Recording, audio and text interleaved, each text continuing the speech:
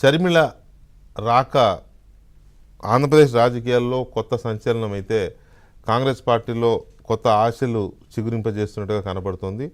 ఇక్కడ కాంగ్రెస్ పార్టీలో కంటే అంటే ఇప్పటి వరకు ఏపీలో ఒక రకంగా ఎక్కడో అట్టడుగున ఉండిపోయి ప్రజల తిరస్కారానికి ప్రజల ఆగ్రహానికి గురై ఏం చేయాలో పాలుపోని దిక్కుతోచని స్థితిలో ఉన్న కాంగ్రెస్ పార్టీకి షర్మిల రావడం, షర్మిల ఏదో ఒక రూపంలో రాష్ట్రంలో పార్టీ పగ్గాలు చేపడతారు అనే ఇది కన్ఫర్మ్ అయిపోయింది. దీంతో కాంగ్రెస్ పార్టీలో ఎలాగో ఒక రకమైన హర్షాతిరేకాలు వ్యక్తమవుతున్నాయి. కానీ కాంగ్రెస్ పార్టీ కంటే ఎక్కువ వైసీపీలో ఎక్కువ జోష్ కనపడుతూ ఉంది షర్మిల కాంగ్రెస్ పార్టీ పగ్గాలు చేపట్టడం అనేది. ఎందుకు అనంటే అక్కడ చాలామంది జగన్మోహన్ రెడ్డి గారి చేత గెంటివేయబడుతున్నారు, జగన్మోహన్ రెడ్డి గారి చేత తిరస్కరించబడుతున్నారు మళ్ళీ టికెట్లు ఇవ్వడానికి. లేదా చాలామంది ఆశావహులు ఈసారైనా తమకి అవకాశం వస్తుంది అనుకుంటే జగన్మోహన్ రెడ్డి గారు వాళ్ళని కూడా కాదని తాను ఎంచుకున్న వాళ్ళని కొత్త వాళ్ళని ఎవరినో వీళ్ళైతేనే గెలుస్తారు అనే ఒక అంచనాతో వాళ్ళని తీసుకొచ్చి పెడుతుంతో మొదటి నుంచి పార్టీలో ఉన్నవాళ్ళు, జగన్మోహన్ రెడ్డి గారిని నమ్ముకున్న వాళ్ళు, మా నమ్మకం నువ్వే జగనన్న అని అనుకున్నారు కదా, అలాంటి వాళ్ళందరూ ఇప్పుడు ఎటు వెళ్తే బాగుంటుంది అనే ఆలోచన చాలా క్లియర్గా ఉన్నమాట మనం చూస్తూనే ఉన్నాం, రోజు చర్చిస్తూనే ఉన్నాం.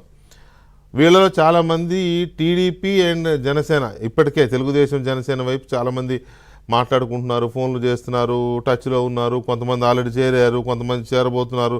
ఇప్పుడు కూడా టీడీపీ ఆఫీసులో కొంతమంది వెయిట్ చేస్తున్నారు, రేపు ఎల్లుండి ఇట్లా ఉన్నాయి. కానీ టీడీపీలో కూడా ఎంట్రీ లేదు కొందరికి.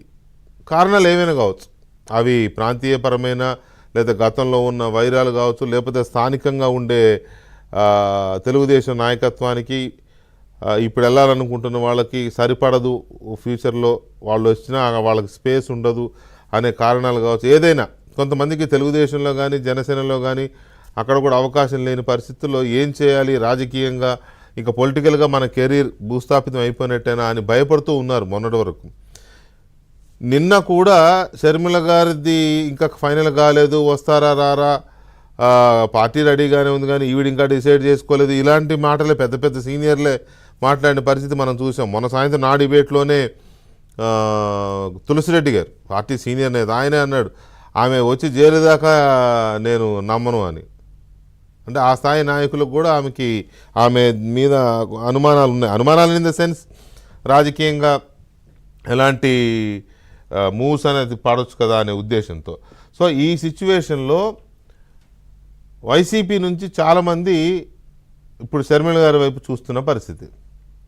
ఎనీ మూమెంట్ ఆవిడ పార్టీ పగ్గాలు తీసుకున్న వెంటనే ఆల్రెడీ ఆళ్ళ రామకృష్ణారెడ్డి గారు రేపు ఆవిడతో పాటు నేను కూడా చేరుతున్నాను ప్రకటించేశాడు. ఆవిడ ఇవాళ అక్కడికే వెళ్ళింది, ఆవిడ వాళ్ళ ఇంటికే. ఇంకొక 6 ఎమ్మెల్యేలు ఆల్రెడీ షర్మిల గారు అధికారికంగా బాధ్యతలు తీసుకున్న తర్వాత కండువ కప్పుకోవడానికి, కాంగ్రెస్ కండువ కప్పుకోవడానికి సిద్ధంగా ఉన్నారు 6 ఎమ్మెల్యేలు.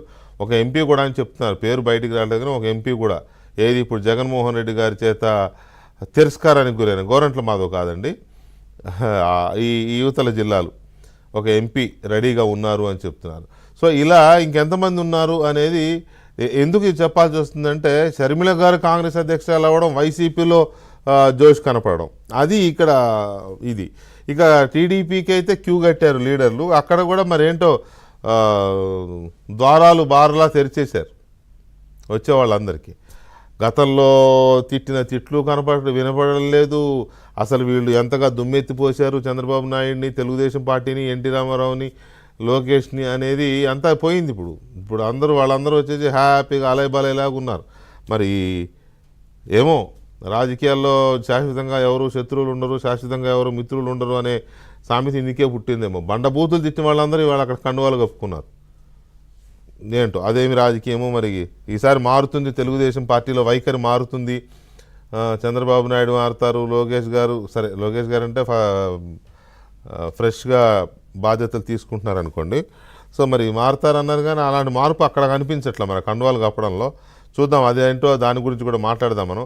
సో షర్మిల గారు కాంగ్రెస్ పార్టీ పగ్గాలు చేపట్టడం వైసీపీలో ఎందుకు జోష్ పెంచుతోంది, ఇది ప్రైమరీ సబ్జెక్ట్. ఇవాళ సెకండరీ ఈ తెలుగుదేశం పార్టీలోకి వీటిలోకి వస్తున్న వలసలు ఏ రకంగా ఉండబోతున్నాయి, మొత్తానికి ఏం జరగబోతోంది ఈ ఏపీ రాజకీయాల్లో అనేది మనతో ఇవాళ చర్చించడానికి కాంగ్రెస్ పార్టీ అధికార ప్రతినిధి రామకృష్ణ యాదవ్ గారు, అలాగే తెలుగుదేశం పార్టీ జాతీయ అధికార ప్రతినిధి కోమారెడ్డి పట్టాభిరామ్ గారు, అలాగే గాదె వెంకటేశ్వరరావు గారు, జనసేన పార్టీ సీనియర్ నాయకులు మనతో చర్చలో పాల్గొంటున్నారు. ముందుగా